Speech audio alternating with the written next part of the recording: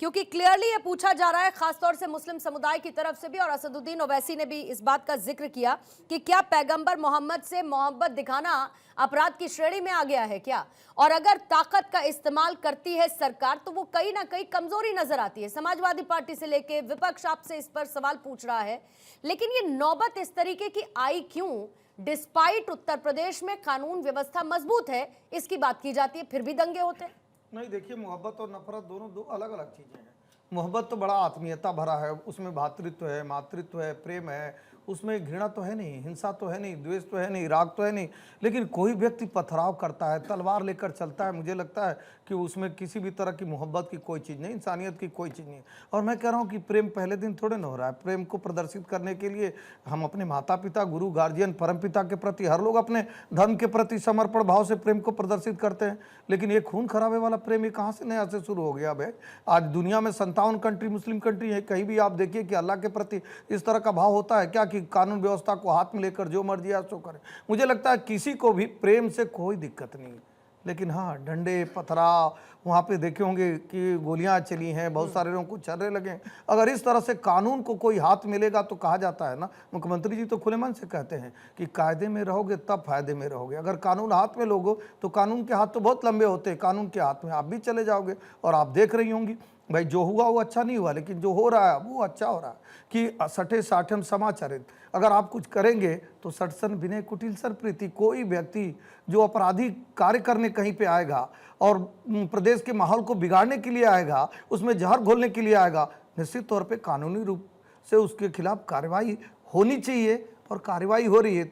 इसलिए मुख्यमंत्री जी ने कहा जिनको डेंट पेंट की आवश्यकता है उनकी डेंट पेंट हो रही है। और आपके जिम्मेदार चैनल पे कह रहा हूँ कि जो निर्दोष हैं निश्चित तौर पे सरकार शिद्दत से उनके साथ खड़ी है, उनके खिलाफ कोई कार्रवाई नहीं होगी। लेकिन अगर कोई सोचे कि नहीं, समाजवादी पार्टी वाली सरकार है कि मऊ का दंगा कर देते हैं, मुजफ्फरनगर, रामपुर, कानपुर, बरेली, बदायूं, बुलंदशहर, यहाँ तक कि मुख्यमंत्री आवास में आकर चाय पीकर चले जाते हैं, तो चाहे किसी भी जाति, धर्म, मत, मजहब का हो, चाहे किसी भी पार्टी से बिलोंग करने वाला समाजवादी पार्टी का राज्य मंत्री रहा, तौकीर भी अगर है तो जेल की हवा खानी पड़ेगी। और यही कानून का इकबाल कहता है, यही कानून का राज कहता है, और यही मुख्यमंत्री जी ने भी कहा। कपिल श्रीवास्तव जी, समाजवादी पार्टी कह रही है कि सरकार ऐसे नहीं चलती है, तो सरकार कैसे चलती है? बकौल योगी आदित्यनाथ, समाजवादी पार्टी जैसे चलाती थी सरकार दंगाइयों के साथ, अपराधियों के साथ मिलकर, क्या वैसे सरकार चलेगी?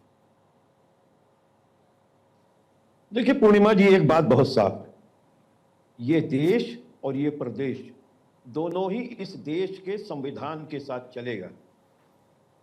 और धार्मिक आजादी है धर्म को मानने की, अपनी आस्था को पूजने की। अगर आई लव मोहम्मद का बैनर और पोस्टर लेकर के लोग अपने सड़क पर इजहार मोहब्बत कर रहे हैं, तो उससे तकलीफ अगर किसी को है तो वो नफरती लोग हैं।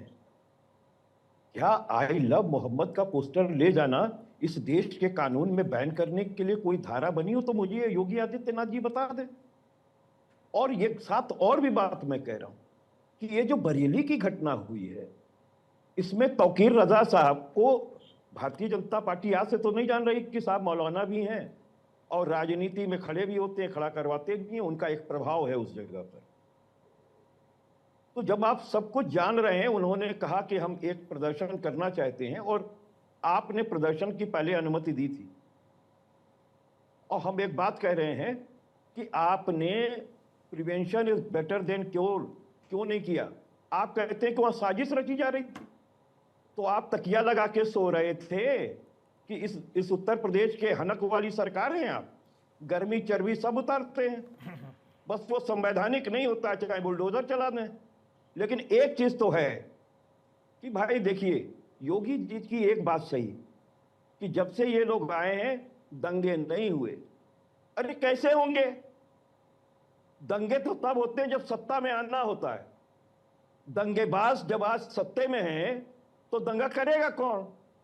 जब तक आप उठा के किसी भी दंगे का उठा के देख लें, गोधरा देख लीजिए, 10 सेकंड माया कोल्लानी सजा पाई है, सजाफती हैं। मोहम्मद और क्या बोलते हैं मोदी साहब, वो भी जफारिया कानून आज भी सुप्रीम कोर्ट के अंदर चल रहा है केस। मैं तो आपको एक बात कह रहा हूं, मुजफ्फरनगर दंगे में इनके 5 बड़े नेता हाई कोर्ट के रिटायर्ड जज के जांच के बाद एफआईआर दर्ज हुई और 5 मुख्य अभियुक्त थे, उठा रहे थे मुकदमा। योगी आदित्यनाथ जी जो आज कहते हैं कि जो प्रदेश है वो उनके हिसाब से कानून चलेगा, जो सही से चलेगा वही रहेगा, तो शायद वो अपने अनुभवों से सीखे। क्योंकि जब 153 के वो मुलजिम आईपीसी में हुआ करते थे या 151 में चालान हुआ तो फपक फपक के रो रहे थे कि मेरे साथ बहुत अत्याचार हो गया। और आज आपकी पुलिस जिस तरीके से लड़कों के ऊपर लाठियों का प्रहार कर रही थी वो आपने नहीं देखा। हम एक बात पूछ रहे हैं, ये ईंटा कहां से साजिशन आ जाता और आपकी पुलिस सो रही होती? बड़ी अच्छी बात ये कैसे ईंटा चलने लगता? भारतीय जनता पार्टी के 4 लोग उसमें खड़े होकर के ईंटा चलाते हैं और उसके बाद इनकी सरकार और गोलियां कहां से चली? कभी इसको स्वीकार कीजिए, गोलियां कहां से चली? आई लव मोहम्मद के बैनर पोस्टर लाने के बीच में बंदूकें कहां से आई? गोलियां कहां से चल गई? ये तो सरकार न्यायिक जांच कर रही है, यही तो मांग कर रहे हैं। नहीं तो फिर अगर न्यायिक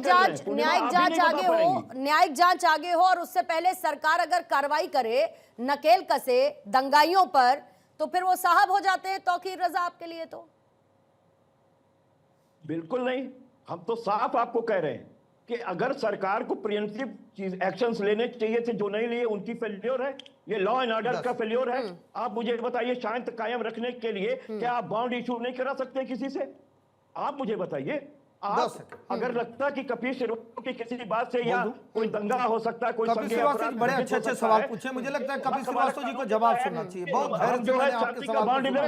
कपिल श्रीवास्तव जी सवाल बड़ी अच्छा आपने कहा। मुझे लगता है कि कपिल श्रीवास्तव जी अनुभवी व्यक्ति है भाई, और कपिल श्रीवास्तव जी के पास उम्र भी है। कपिल श्रीवास्तव जी अपने को वकील भी कहते हैं, तो कपिल श्रीवास्तव जी जानते हैं जो धारा 144 थी ना, अब 163 हो गई है, तो अगर कहीं पे 163 लगा हुआ है तो वहां नहीं जाते हैं। हाँ, समाजवादी पार्टी की सरकार में जरूर जाते हैं। वो समाजवादी पार्टी की सरकार में जब मऊ में दंगे हुए थे ना, 5 दिन तक धारा 144 थी और मुलायम सिंह जी मुख्यमंत्री थे, और मुख्यमंत्री रहते 500 सलाहों के साथ मुख्तार अंसारी वो दुधियों की हत्या करता था, यादों की हत्या करता था, निषादों की हत्या करता था। ये उनकी सरकार में इन्होंने कहा बात होनी चाहिए, वो कहां गई? मैं कह रहा हूं बात होनी चाहिए, लेकिन रामपुर में, कानपुर में, बरेली में, बदायूं में, बुलंदशहर में, मुजफ्फरनगर में 700 दंगे सरकार आपकी सरकार में हुआ था, लेकिन मुझे लगता है कि आपने रोक नहीं पाया।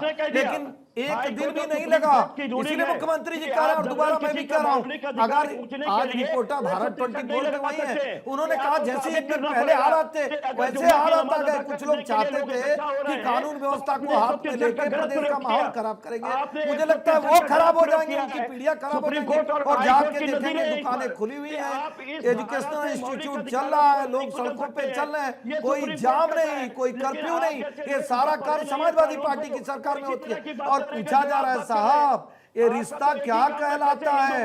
मतलब तौकीर आलम को राज्य मंत्री आप बनाते हैं और सवाल भारतीय जनता पार्टी से पूछते हैं। आपको जानकारी नहीं है कि आप समाजवादी पार्टी में नहीं थे कि तौकीर किसके समय में तौकीर राजा जो है वो राज्य मंत्री था? ये समाजवादी पार्टी हर जगह क्यों आ जाती है? संभल में होता है तो भी समाजवादी पार्टी का नाम, आज यहाँ पे हुआ तो समाजवादी पार्टी का नाम, बहराइच में होगा तो समाजवादी पार्टी। अरे भैया नाम बदल दीजिए, अपनी पार्टी का नाम सीधे सीधे अपराधी पार्टी रख दीजिए।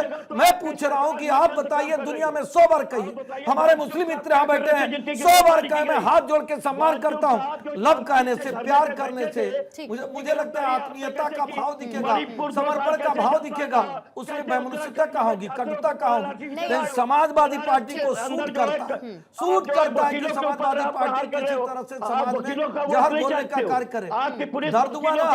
दर्द हुआ ना 700 दंगे कैसे हुए थे? कहाँ गई थी व्यवस्था? 700 दंगे आपकी सरकार का फोटो दिखाइए भैया। अगर असदुद्दीन ओवैसी कहते हैं कि भाई लव में क्या समस्या है, सुनिए एक सेकंड कपिल जी, अगर असदुद्दीन ओवैसी कहते हैं कि लव में क्या दिक्कत है, तो भाई प्यार दंगे के साथ नहीं आता ना, प्यार बंदूकों के साथ नहीं आता ना, प्यार फायरिंग के साथ नहीं आता ना, प्यार तनाव बढ़ाने के साथ नहीं आता ना, प्यार सड़कों पर इस तरीके की अव्यवस्था फैलाने और सांप्रदायिक सौहार्द को बिगाड़ने के साथ नहीं आता है ना। और अगर आई लव मोहम्मद आप उसको धार्मिक स्वतंत्रता बताते हैं आदेश भारद्वाज जी, तो धार्मिक स्वतंत्रता दंगे में तब्दील हो जाए और सरकार उस पर कदम उठाए तो सरकार पर उल्टे सवाल उठेंगे। पूर्णिमा जी, ये बहुत ही दुर्भाग्यपूर्ण है, लेकिन सच्चाई ये है कि देश संविधान से चलता है और हमारे नेता राहुल गांधी जी ये दिखाने का प्रयास करते हैं और इस भटकी हुई सरकार को बारी बारी चेताने का काम करते हैं और आगाह करते हैं कि ये देश संविधान से चलेगा। लेकिन सच्चाई ये है कि जब से जहां जहां बीजेपी की सरकारें हैं, लोगों के लिए दोहरे मापदंड तय कर दिए हैं, दोहरे दर्जे के नागरिक बना दिए हैं,